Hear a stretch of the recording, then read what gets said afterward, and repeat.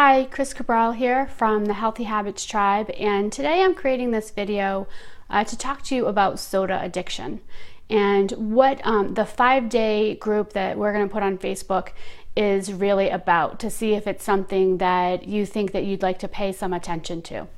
I can speak to being a soda addict because I have been for the last 22 years, and I do call it an addict because I really have had no control over stopping it. And can remember in particular that I probably always have been addicted to sugar. I definitely know that I would daily go to the store with my brother and pick up either some type of candy or soda as a treat. And then in particular in college, my first year, I remember needing something to get through both the emotional hard times and just being so tired and isolated, and really just finding Mountain Dew at the convenience store. And I remember that rush of energy and just feeling like I could do anything.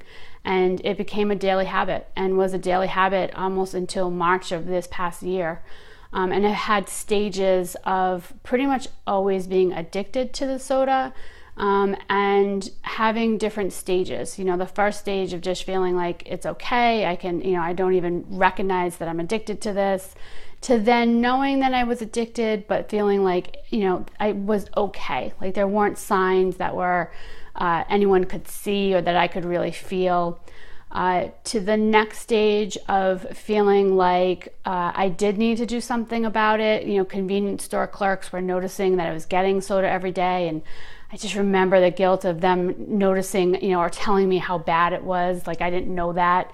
Or, in particular, when I would tell a family member or friends that I was giving up soda, and then, after a certain amount of time going back to it and needing to hide it or just kind of try to keep it, from them or under the radar. And then I moved to a new level, and that was probably when I turned 40 a couple of years ago, in that I was starting to show signs of inverse psoriasis, which I've always had sensitive skin, but I started to move to a new level, which was that I couldn't control this. It just came out, and there was no answers for it for most of my life. And finally I got this diagnosis, and one of the contributors to it is sugar.